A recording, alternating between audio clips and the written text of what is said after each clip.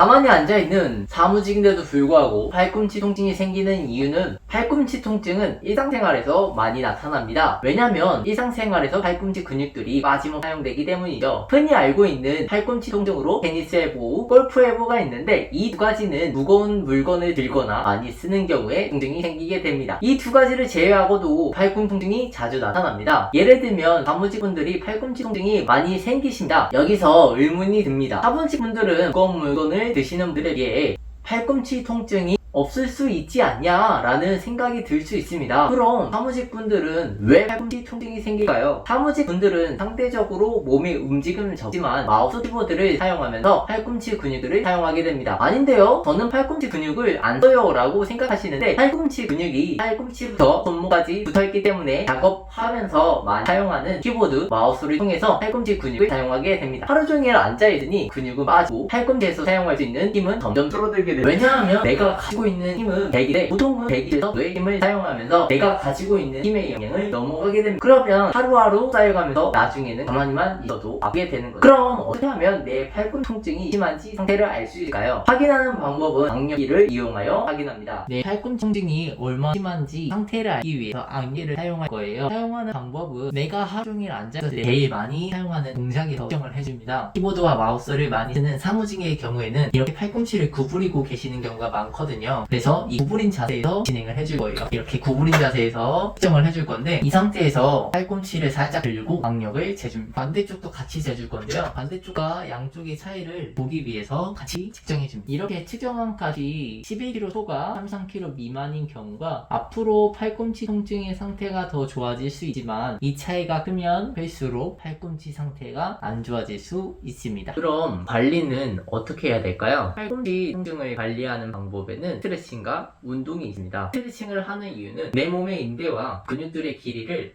느슨하게 해줘서 부상을 예방시켜주기 위해서고, 운동을 하는 이유는 내 근육의 힘이 빠지지 않고 유지하기 위해서예요. 그래서 스트레칭을 먼저 알려드릴 건데 팔꿈치의 아픈 통증 부위마다 이 방법이 다릅니다. 그래서 이 방법들에 따라서 내 몸 사용법을 알아가셨으면 좋겠습니다. 손목평근 근육들을 푸는 방법을 잘 보여드릴게요. 손목평근 근육들을 마사지하면서 스트레칭을 할 건데 마사지를 해주는 이유는 팔꿈치 근육들이 놀라지 않기 위해서이고, 방법은 손목을 왔다 갔다 하면서 손목 평근들을 풀어줄 거예요. 어떻게 해줄 거냐면 여기 아까 팔꿈치 근육들이 이렇게 팔꿈치 이 뾰족한 부위부터 시작을 합니다. 이 부위를 직접적으로 푸는 게 아니라 주변 근육들을 이렇게 풀어줍니다. 엄지손가락으로 푸셔도 되고 여기 엄지두덩이라고 불리는 곳이 있어요. 이 곳을 이용해서 풀어주셔도 됩니다. 그래서 이렇게 갖다 대준 다음에 근육의 결이 이렇게 쭉 있는데 이거의 수직 방향으로 밀어주시면 됩니다. 너무 세게 하시면 통증이 많이 생기신다고 아프다고 하시는 분들도 계셔요. 너무 세게 하지 마시고 내 근육들을 간단하게 좀 풀어준다고 생각하시고 진행해 주시면 됩니다. 그리고 손목을 앞뒤 왔다 갔다 하면서 할 건데 이 손목을 왔다 갔다 함에 따라서 이 팔꿈치 근육들이 쓰이게 되거든요. 그래서 이 팔꿈치 근육들을 잡은 상태에서 쭉 늘려주고 반대쪽도 이렇게 쭉 왔다 갔다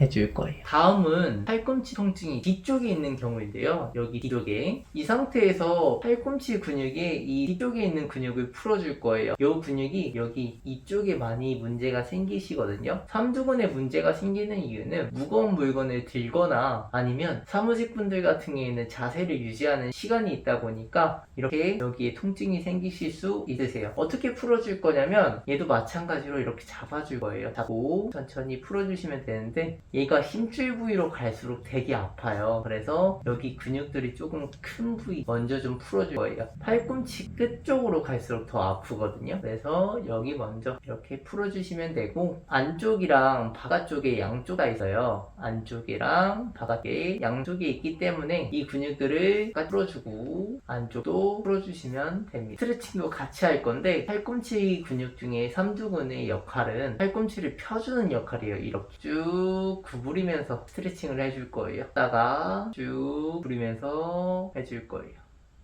이번에는 팔꿈치 안쪽 통증입니다. 팔꿈치 안쪽 통증은 여기를 말씀드리는 건데 흔히 골프 엘보라고 불리거든요. 이 근육들이 이 전환에 있는 근육들의 힘에 의해서 통증이 많이 생기게 됩니다. 얘도 마찬가지로 여기 직접 푸는 게 아니라 여기서부터 이렇게 천천히 풀어주시면 됩니다. 이 친구 같은 경우에 스트레칭을 어떻게 할 거냐면 근육이 이렇게 쓰이면서 쓰이기 때문에 이 동작에 대해서 잡은 상태에서 쭉 늘려줄 거예요.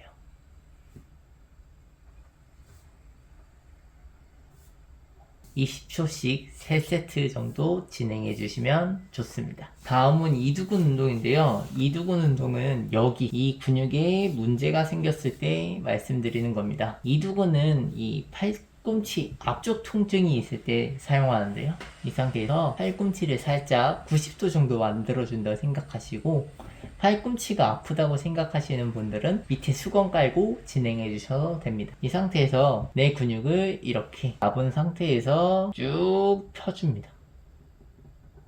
이두근을 보시면 이쪽에 폼이 살짝 있어요. 폼 부위에 아까 말씀드렸던 엄지두동을 갖다 댄다고 생각하시고, 이 상태에서 팔꿈치 구부리고 쭉 펴주시면 됩니다. 구부렸다가 폈다가 왔다 갔다 풀어주시면 됩니다.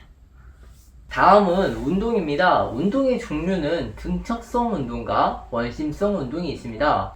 먼저 등척성 운동을 먼저 해야 되는 이유를 말씀드릴게요. 등척성 운동을 해야 하는 이유는 근육의 크기가 커지는 운동은 아니지만 내 몸에 근육들을 유지시키는데 좋은 운동이기 때문이죠. 사무직처럼 팔꿈치 근육들을 사용하지만 근육에 큰 무리 없이 운동할 수 있는 방법 중에 하나입니다. 그러니 등척성 운동을 한번 해보시는 게 어떠실까요? 등척성 운동은 수건 돌리기 운동으로 할 거예요. 수건을 들고 팔꿈치를 쭉 뻗은 다음에 이 상태에서 내 손목을 꺾으면서 빨래를 쥐어 짠다고 생각하시고 수건을 쥐어 짜주세요. 이렇게 오른쪽에 힘이 많이 들어가실 거고 왼쪽은 보조하는 용도이지만 등척성 운동은 근육의 길이가 유지하는 게 목적이기 때문에 이 상태로 유지 시간은 20초 정도 해주시면 좋습니다. 하면서 땡기는 느낌이 나실 수 있는데 잘하고 있는 거니까 너무 걱정하지 마세요. 반대쪽도 마찬가지로 쭉 벌레 짜듯이 쭉 유지.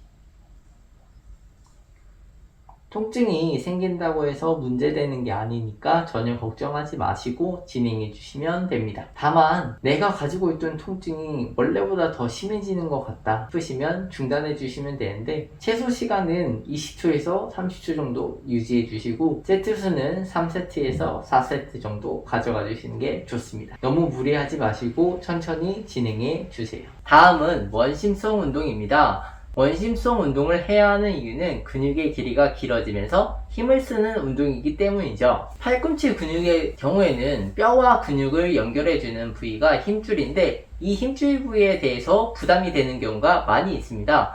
그래서 이 힘줄이 늘어나면서 더욱 단단하게 잡아주고, 힘줄의 경우 운동을 하면 할수록 좋아지는 부분이기 때문에 원심성 운동을 해주는 게 좋습니다. 힘줄의 경우에는 부하가 걸리지 않으면 오히려 악화돼서 지금과 같이 통증을 더 유발시킬 수 있기 때문이죠. 다만 원심성의 경우에는 주의사항이 있습니다. 염증 또는 통증이 심한 경우에는 통증을 더 악화시킬 수 있습니다. 이 경우에는 원심성 운동을 제외하고 등척성 운동 먼저 진행해 주시는 게 좋습니다. 심성 운동을 어떻게 할 거냐면 이 상태에서 손목을 쭉 떨어뜨려 줄 거예요. 이 상태에서 이 팔꿈치 근육들이 쭉 늘어난다는 느낌으로 넣쳐주시면 됩니다. 그러면서 들어 올렸다가 천천히 떨어뜨리는 거를 하실 거예요. 물병에 물은 500ml 정도 넣고 처음에 시작하신다고 생각하시면 되고, 저처럼 물병으로 하는 게 아니라 페트병으로 작은 500ml에 물 넣고 진행해 주셔도 돼요. 천천히 근육이 늘어나도록 떨어뜨려 주셔야 돼요.